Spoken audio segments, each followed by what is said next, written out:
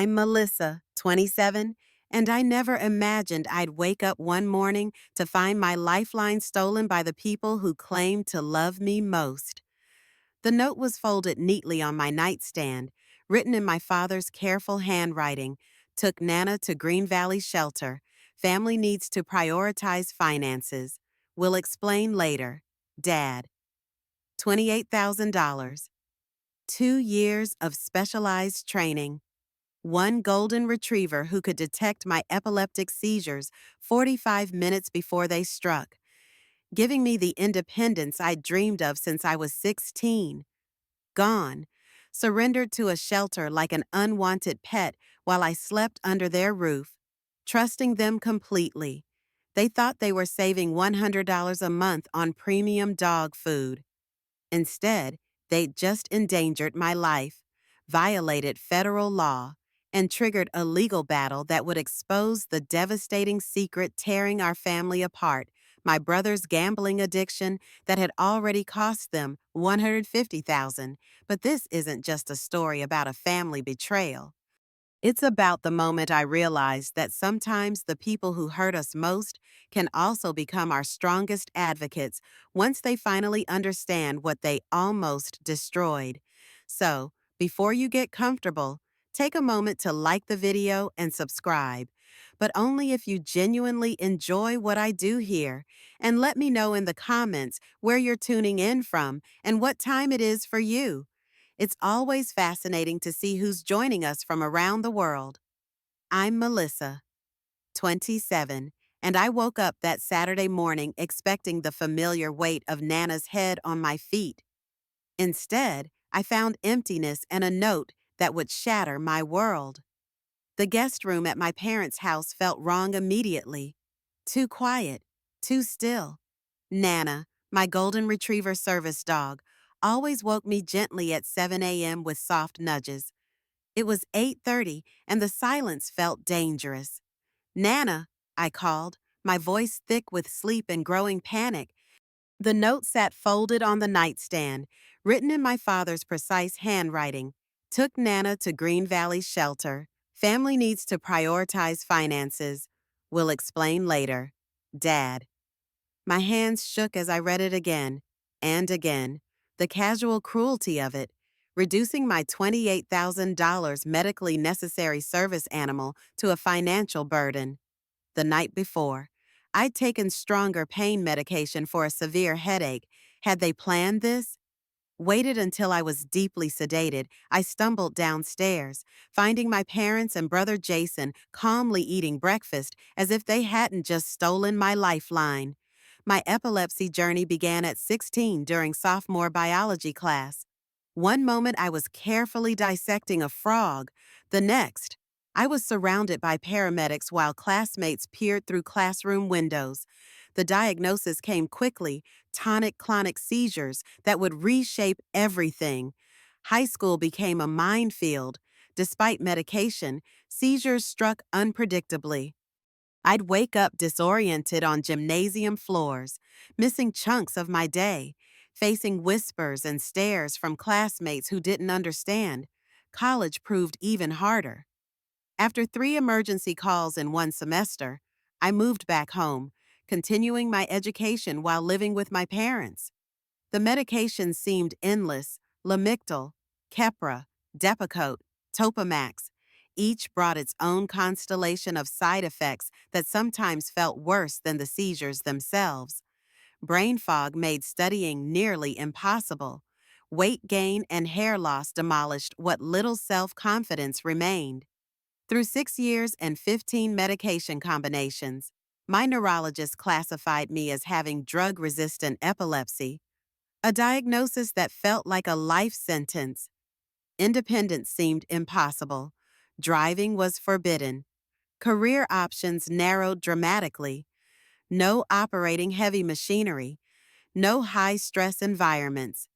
No jobs requiring perfect attention during my foggy periods. My parents drove me everywhere well into my 20s, a fact that inspired both gratitude and crushing shame. I was a burden, dependent, trapped in a body that betrayed me without warning. The idea of a service dog emerged during my darkest period. After a particularly severe seizure left me hospitalized for 3 days. My neurologist mentioned specially trained dogs could detect seizures 30-45 minutes before they happened. This early warning could be life-changing. The research consumed me. Epilepsy detection dogs were rare and incredibly expensive. $28,000 for a fully trained animal. Insurance wouldn't cover it, considering it experimental. I launched an 18-month fundraising campaign through my epilepsy support group, church community, and online platforms. I sold homemade candles, organized benefit concerts, and shared my story with anyone willing to listen. Against all odds, we reached the goal. The day I met Nana changed everything. This gentle golden retriever with intelligent amber eyes completed basic training at a Colorado facility, then moved in with me for 6 months of personalized training. We learned to communicate in subtle ways, her nudging my hand when sensing chemical changes, retrieving my emergency medication, positioning herself to break falls. The first time Nana alerted me to an oncoming seizure, I was grocery shopping. She suddenly became agitated, pawing at my leg with her distinctive warning whine. I abandoned my cart, reached my car, took emergency medication, and called my mom. 20 minutes later, the seizure came, but I was safe, prepared, and unafraid for the first time. With Nana, independence bloomed. I moved into my own apartment, secured a remote position as a software quality analyst, and reclaimed my life. My parents initially embraced Nana enthusiastically. Dad would slip her treats, while Mom pretended not to notice. They'd supported my fundraising campaign, attending benefit events, and sharing my story with their friends.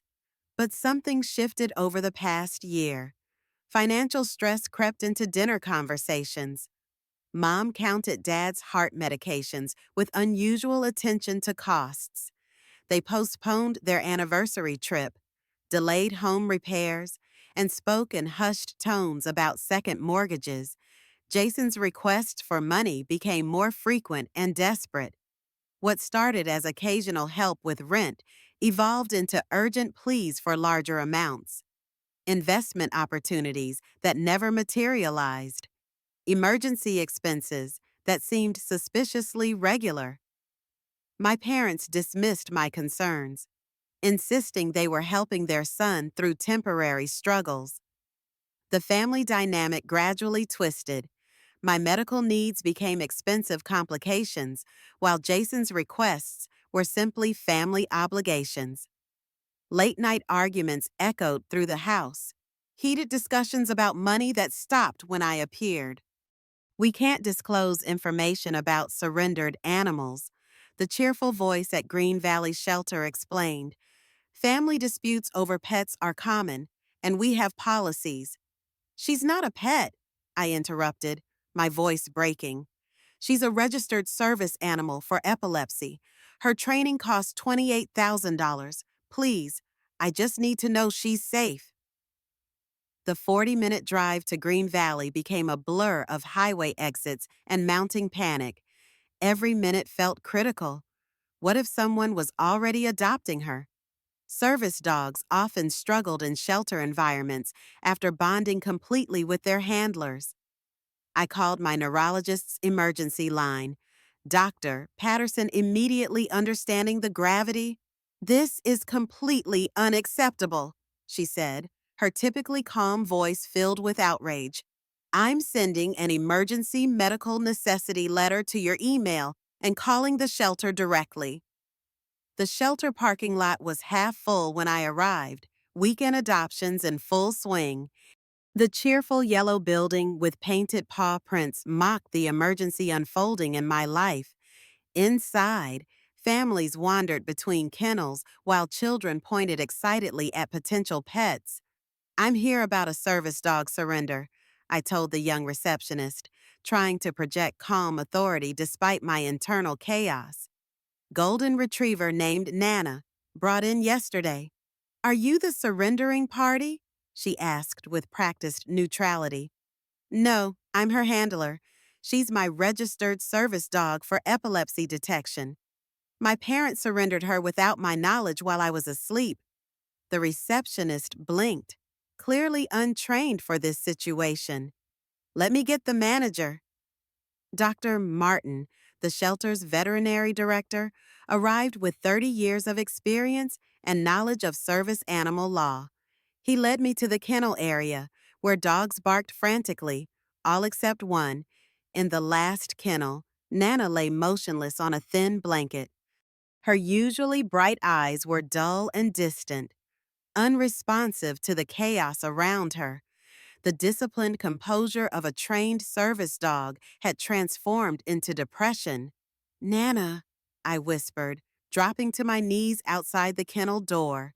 Her head lifted instantly, eyes focusing on me with such intensity it nearly knocked me backward.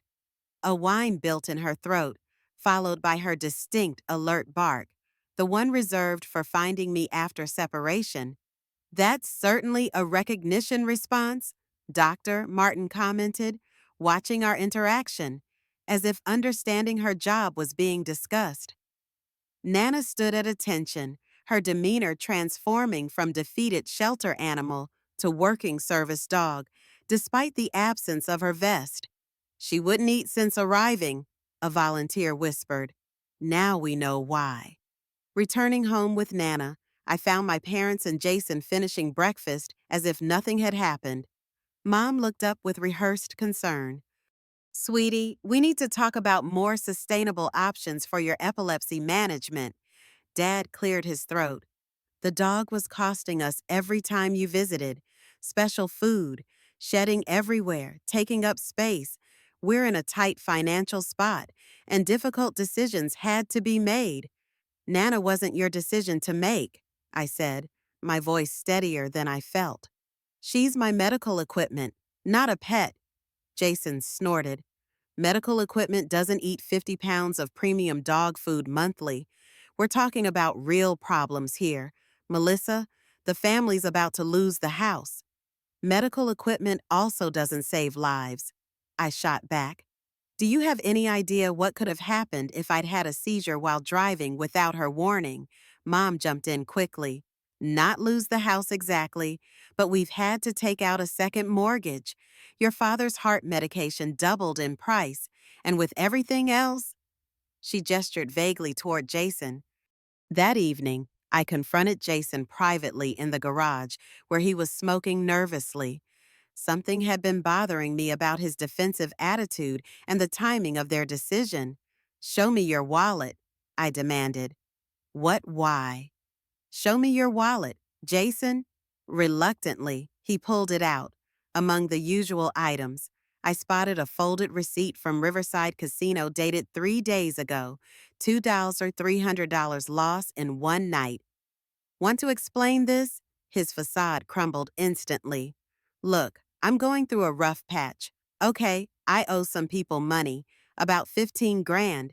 I told Mom and Dad we needed to cut unnecessary expenses, but I never specifically said to get rid of your dog. How much do you really owe? I told you, 15. How much, Jason? His silence stretched too long. Maybe closer to 50. But I have a plan. $50,000. The number hit me like a physical blow. And you convinced our parents that my life-saving service dog was an unnecessary expense. Family has to come first sometimes, he said defensively. I didn't think they'd actually do it, but priorities, 48 hours after reuniting with Nana, my worst fears materialized. I was taking a shower when the seizure struck without warning, the first unannounced episode in over 2 years. I collapsed against the tile wall, consciousness slipping away as hot water continued streaming down.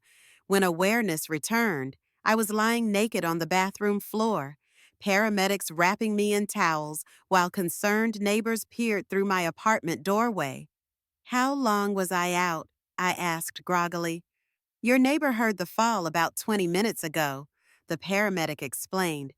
Lucky she had a spare key. You could have drowned or suffered serious head trauma. At the hospital, Dr. Patterson's expression was grim.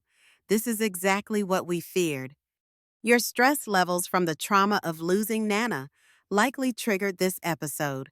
Without her early warning system, you're back to the dangerous unpredictability you experienced before her training. When my parents arrived at the hospital, they saw the consequences of their actions for the first time. Mom cried seeing me with a bandaged head from hitting the shower fixtures. Dad stood silently, his face pale with guilt. The second seizure occurred during a video conference with my team. I was presenting quarterly analysis when Nana began showing subtle alert behaviors I'd learned to recognize. But this time, her warning came only 10 minutes before onset. Stress hormones were interfering with her detection accuracy. I managed to excuse myself from the meeting and move to the floor. But my colleagues witnessed my post-seizure confusion and disorientation. My supervisor called later expressing concern about workplace safety and mentioning necessary accommodations in a tone that suggested job security was now questionable. Without consistent early warnings, my confidence evaporated. Simple tasks became fraught with anxiety. Cooking near hot surfaces felt dangerous. Even walking downstairs seemed risky. The third seizure nearly became a tragedy that would have haunted multiple families forever.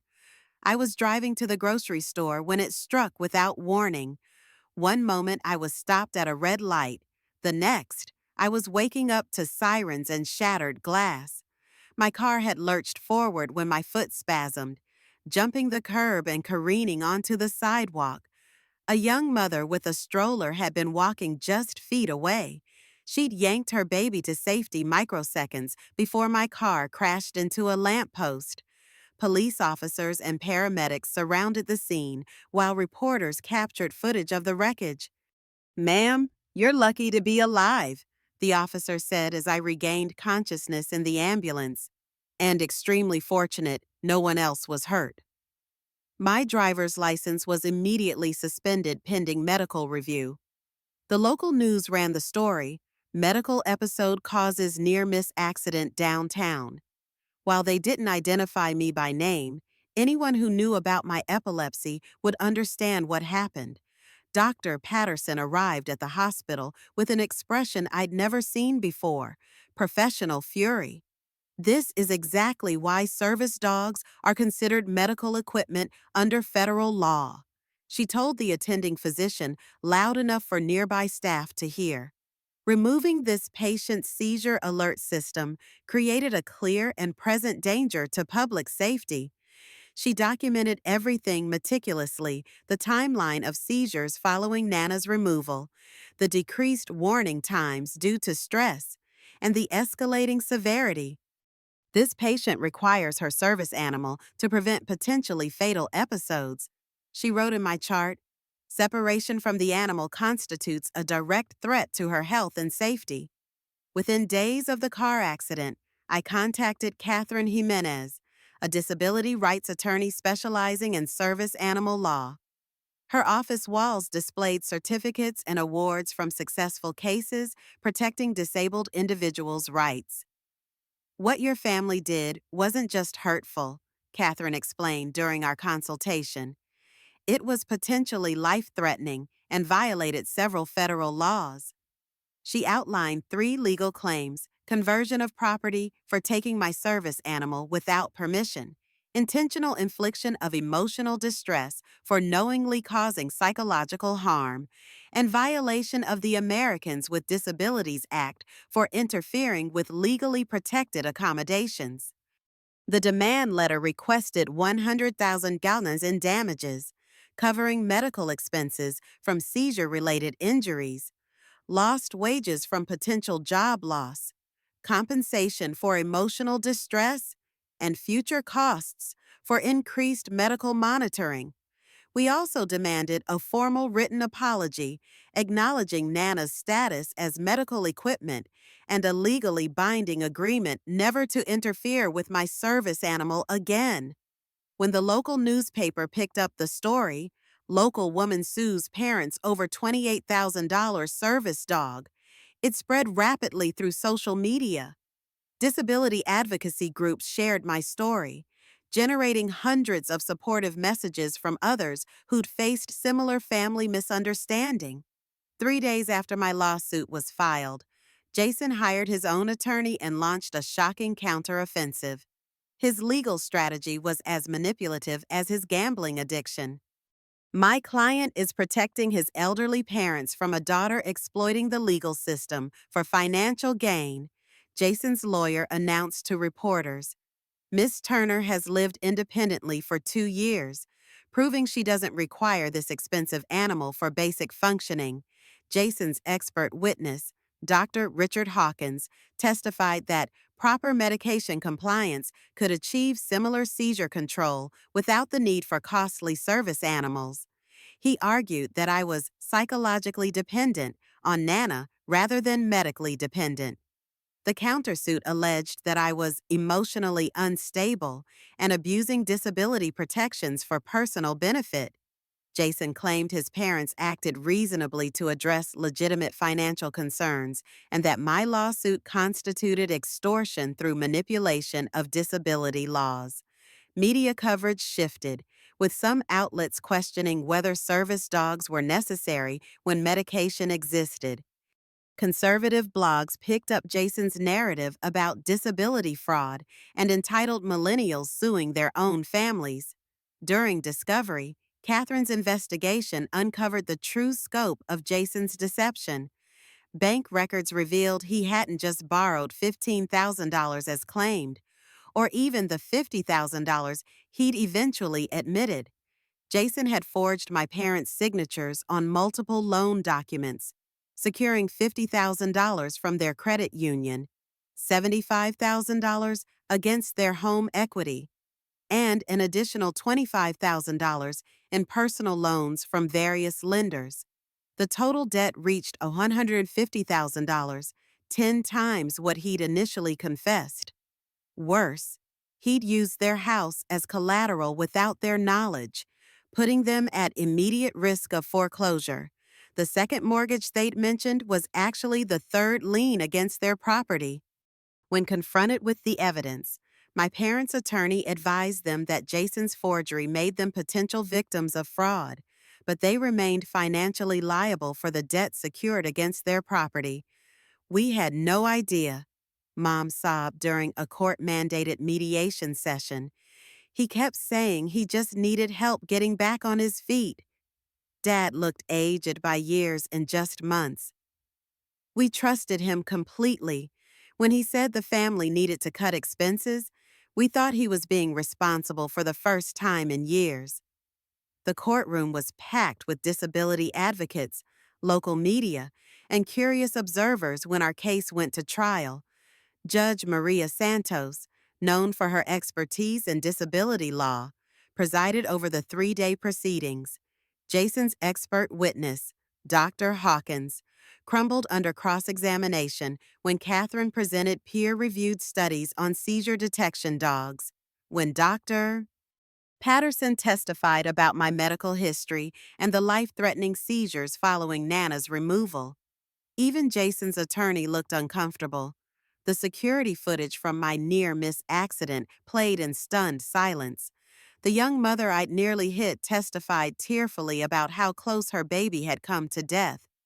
If that car had been 3 feet to the left, my daughter would be gone, she said, her voice breaking. Nana's trainer from Colorado flew in to demonstrate the complexity of seizure detection work. She explained that Nana could identify chemical changes in my breath and body odor up to 45 minutes before seizures, with 94% accuracy over 2 years of partnership. This isn't a pet providing emotional comfort, she testified. This is a highly trained medical alert system that happens to be a living animal. Jason's lawyer couldn't refute the scientific evidence or the documentation of my deteriorating condition after Nana's removal. When Jason took the stand, his credibility evaporated as Catherine methodically exposed his lies about the family's financial situation. Judge Santos's verdict was unequivocal.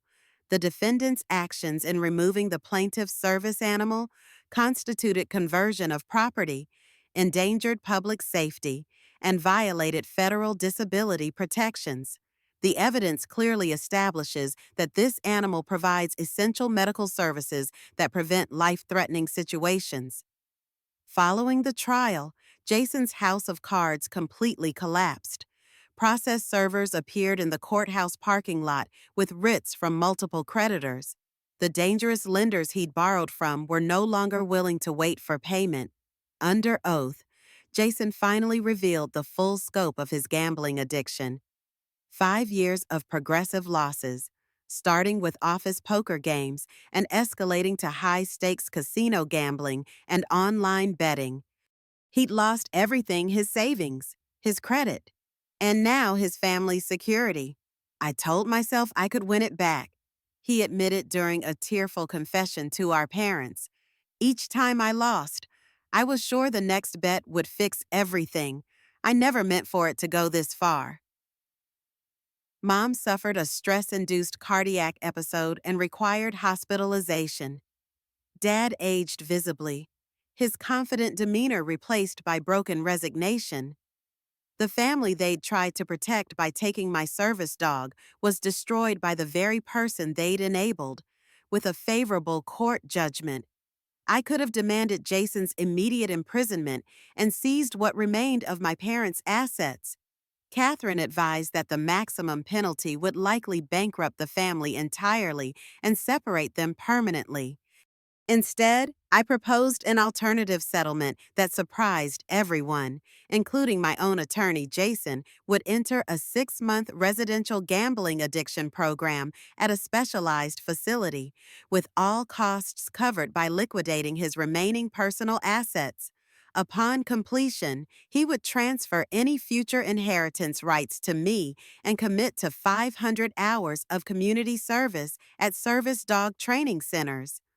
My parents would sell their home and downsize to an affordable apartment, using the equity to pay down debt and establish a modest medical fund for my ongoing care. Most importantly, all three would complete family therapy and disability awareness training.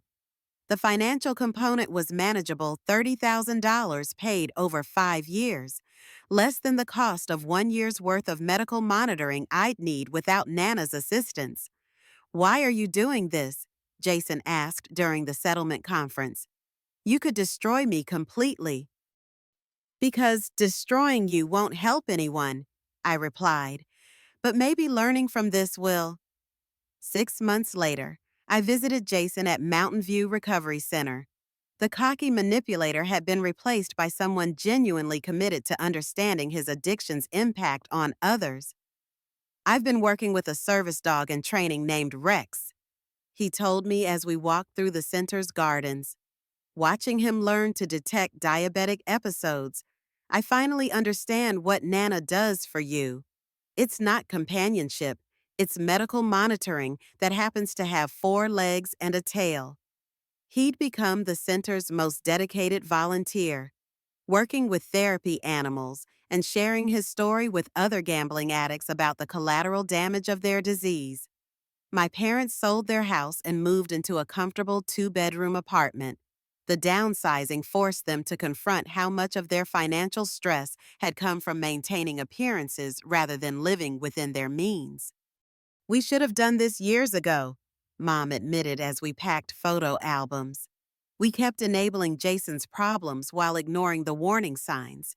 Meanwhile, we saw your legitimate medical needs as optional expenses." 1 year later, 12 months after that devastating Saturday morning, I stood before a packed auditorium at the National Epilepsy Foundation's annual conference. Nana sat calmly beside the podium in her service vest.